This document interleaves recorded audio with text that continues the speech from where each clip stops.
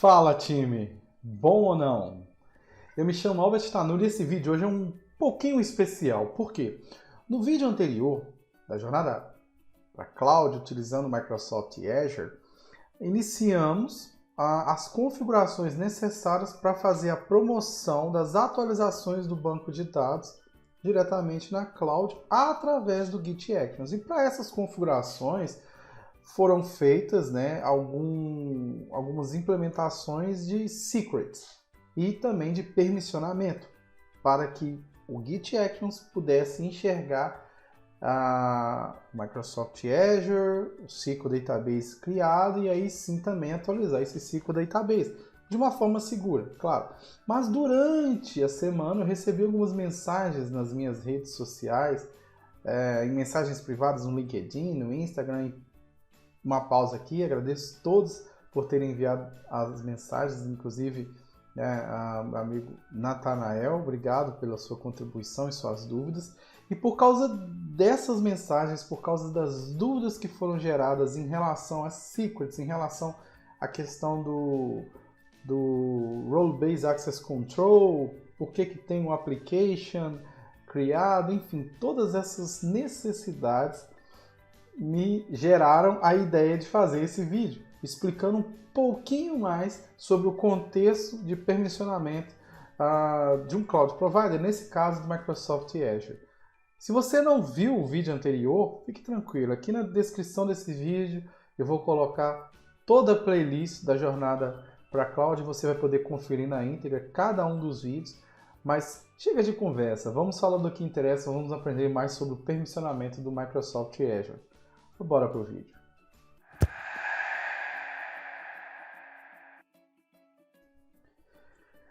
Bom, então baseado na dúvida que foi gerada, vou estender em mais uma semana a criação do pipeline para o banco de dados ser promovido para a Cloud, né? E para isso hoje a ideia é explicar mais um pouco desse conceito de permissionamento que tem no Microsoft Azure, utilizando o Azure Active Directory, que às vezes pode confundir um pouco a nossa cabeça, né? Então deixa eu voltar aqui, vir aqui para o browser.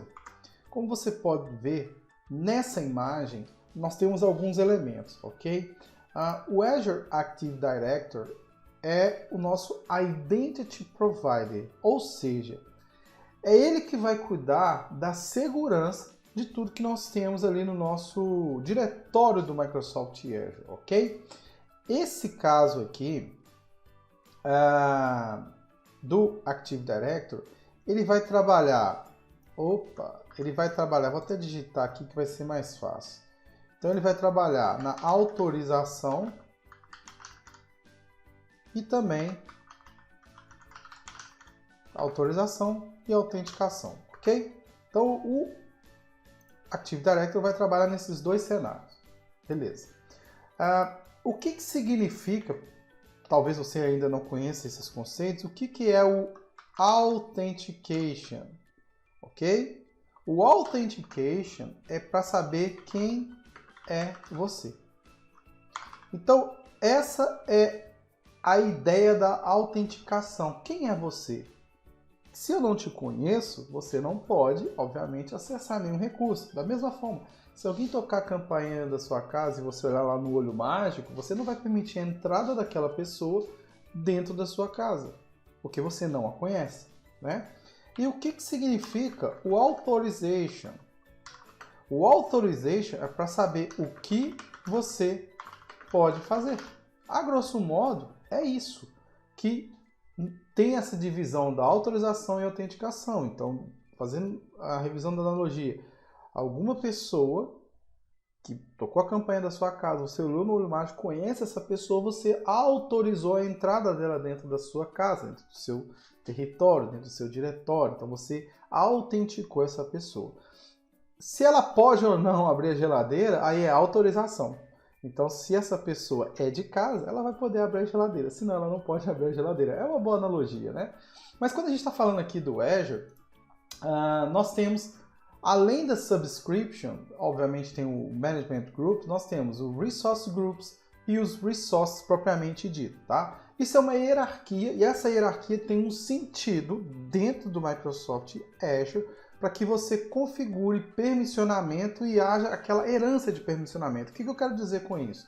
Se eu preciso que um developer, um contributor dentro da minha organização possa atualizar qualquer recurso dentro do meu, de um grupo de recursos, né, do meu resource group, eu vou adicionar um permissionamento para o meu resource group, né? Não, se eu quero que ele apenas edite o recurso de web app, eu vou adicionar um permissionamento especificamente para esse recurso dentro do web app, tá? A ideia, quando a gente está trabalhando nesse contexto, é sempre entregar permissionamentos os mais restritos possíveis para determinados propósitos. Então, se aquele usuário só pode ver, ele não vai ter um permissionamento de contributor, ele vai ter um permissionamento de reader, independente da hierarquia que nós temos aqui, ok? E no Azure, no Active Directory, existem tipos de identificadores que o Azure vai utilizar para saber se aquela pessoa é ou não permitida entrar dentro do ambiente da Azure, tá? Nós temos os usuários propriamente dito, né? Então, meu usuário, seu usuário que vai acessar o ambiente da Azure. Nós temos devices que também, né, podem acessar recursos e nós temos applications. Então, nossas aplicações podem ser registradas no Active Directory. Os recursos que nós criamos no Microsoft Azure, eles possuem uma espécie de identidade, tá? E essa identidade é o que vai fazer com que o Active Directory saiba que aquele recurso no qual ele conhece pode ou não interagir com um outro recurso, com outro escopo que ele precisa interagir, ok? Então aí aparece aqui um item que é o RBAC, que é o Role Based Access Control. E o que significa esse Role Based Access Control? Basicamente é um controle de acesso que está direcionado ao nosso Authorization, que através desse controle de acesso em uma role, eu vou definir o que aquela identidade, seja um user, seja um device, seja um application, pode ou não fazer dentro do meu ambiente de cloud, ok? Se você vê o vídeo anterior, nós criamos uma secret dentro do Git Actions. Essa secret ela era responsável para conter informações de credenciais de uma identidade para se conectar no Azure. Essa credencial ela era a nossa aplicação. Então, vou abrir aqui o Microsoft Azure, apenas para recapitular. Ok? Então, aqui dentro do Microsoft Azure, nós temos o meu Resource Group, que é o MyLinks. Ok? Está aqui. Dentro desse Resource Group, eu tenho o meu database. Ok? Se eu vier aqui no meu Active Directory, eu criei app registrations. Criei aqui uma aplicação, né, que é uma, deixa eu ver se é essa aqui, não, mas essa aqui é um exemplo. Essa aqui é uma aplicação que eu criei. Essa aplicação tem algumas chaves aqui, né, que são utilizadas como credenciais para eu me conectar no meu ambiente de cloud. Então, além dessa chave, ou seja, eu sei quem que é, então imagina que essas chaves elas vão me dar o meu usuário. E o meu secret, o meu certificate vai me dar a senha. Quando você tentar conectar no Azure através desse recurso, utilizando o Active Directory, ele vai perguntar, nesse momento da conexão, no processo de autenticação, quem é você? E você vai falar, eu sou a aplicação com esses dados aqui, o meu secret, o client ID, o tenant, etc. E a sua senha. Então o Azure vai validar essa informação, vai entender que você é alguém que pode se conectar naquele ambiente, mas até então você não pode fazer nada. E é por isso que nós definimos para deixa eu pegar aqui um database. nós definimos aqui para o nosso database, deixa eu achar aqui, no server, um role, nós adicionamos, né, um role assignment aqui para alguém. Deixa eu adicionar aqui, por exemplo, qual tipo de role eu queria? SQL Server Contributor, ok? Poderia ser essa role. Para quem? Para o nesse caso aqui é para o users, aqui sim, eu vou definir o My Links App, que seria a minha aplicação que eu criei e registrei essa identidade dentro do meu Active Directory. E aí eu falei que esse usuário tem permissão de contributor dentro do meu SQL Server. Ou seja, eu precisava disso para criar relação de confiança entre o meu pipeline do Git Action e o meu Azure, para ele conectar e autorizando esse pipeline, aquele agent, aquela aplicação, a fazer alguma atualização na minha base de dados, já que eu permissionei uma role de contributor, ok? Então, basicamente, recapitulando, era isso. Só que aí, as ideias relacionadas a esse modelo de autenticação e autorização é para trazer segurança, e à medida que a gente vai trabalhando mais com o cloud, nós vamos entendendo que isso se expande um pouco mais, tá? Mas é importante você saber que tudo no ambiente de cloud tem uma identidade e um porquê. A identidade ela pode ser uma aplicação, um dispositivo, e uma aplicação não necessariamente a que você está usando, pode ser uma aplicação de terceiro e pode ser também um usuário e um device, enfim. E essa aplicação conhecida pelo Active Directory, ela vai ter uma identidade, mas ela precisa de permissionamento, autorização para fazer algumas movimentações, alguns gerenciamentos dentro da nuvem, e essa autorização está mais associada ao Role Based Access Control, ou seja, acesso baseado em roles, beleza? Então é muito importante você entender isso. E quando a gente fala de secret, uma das perguntas que eu recebi foi, poxa, e como é que é quando eu for para produção? Eu vou ter que mudar a secret? Quando eu comitar o código no meu Git Action, essa secret vai, não vai, enfim. Vamos lá, vamos abrir o Git aqui. Vamos abrir o Git aqui, MyLinks. CodeFC, na verdade, né? Dentro, na verdade, tá no meu GitHub, pessoal, tá? O Tanuri. Então vamos abrir o repositórios aqui, MyLinks. Dentro de MyLinks, nós temos aqui umas configurações, né, do meu repositório MyLinks, que é as configurações de settings.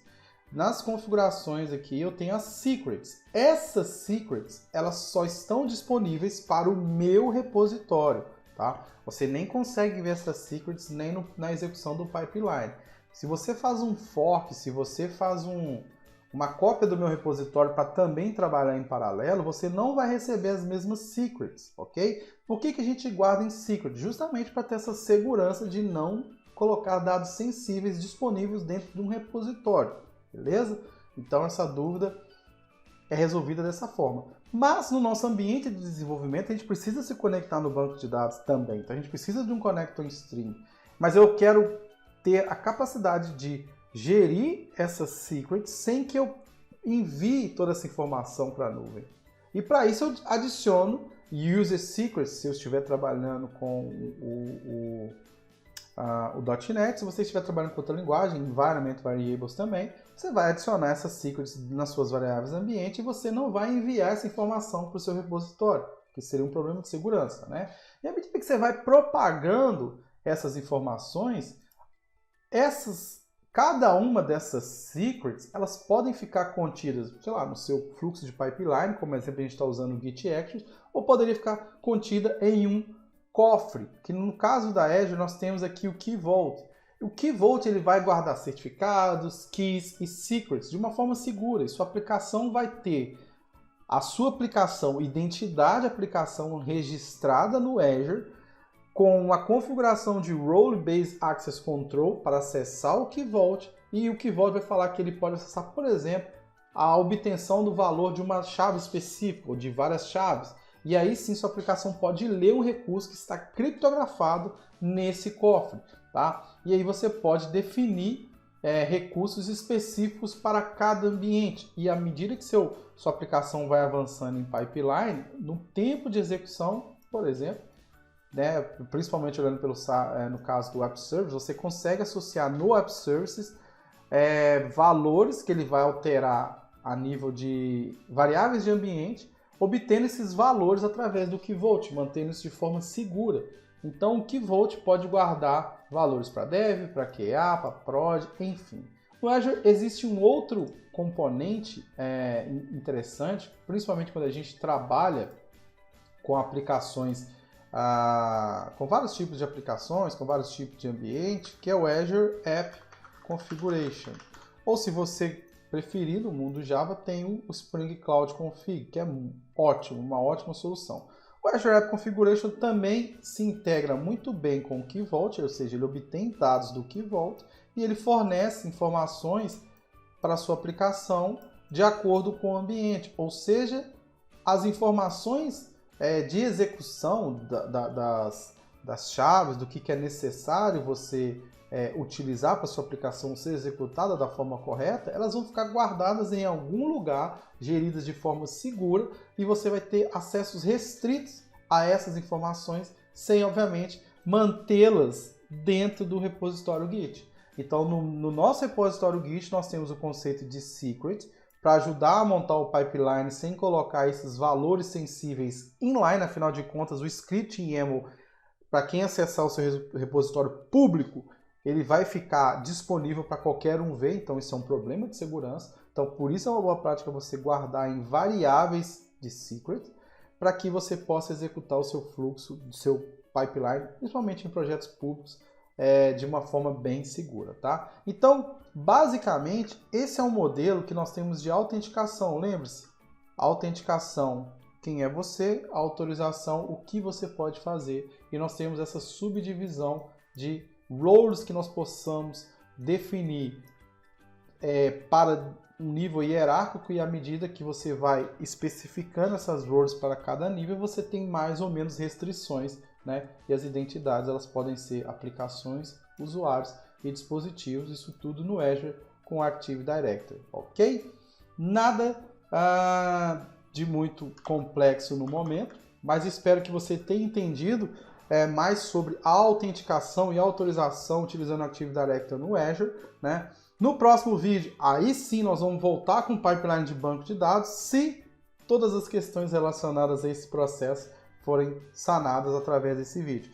Deixe seu comentário aqui. Se você não se inscreveu no canal, por favor, se inscreva agora, ative o sininho para você não perder nada. Compartilhe esse vídeo com mais pessoas. Estamos nessa jornada para a cloud e à medida que vão aparecendo necessidades, nós vamos adicionando aqui para tirar todas as dúvidas para que você aprenda a trabalhar com desenvolvimento e com cloud. O link de toda a jornada eu vou colocar aqui na descrição, tá bom? Não se esqueça. E se você tem alguma necessidade, alguma dúvida, por favor, deixe seu comentário. Eu gostaria muito de saber se esse vídeo foi proveitoso para você e gostaria muito de te ajudar a sanar todas as outras dúvidas que houveram, ok? Então é isso. É CodeFC e até a próxima semana.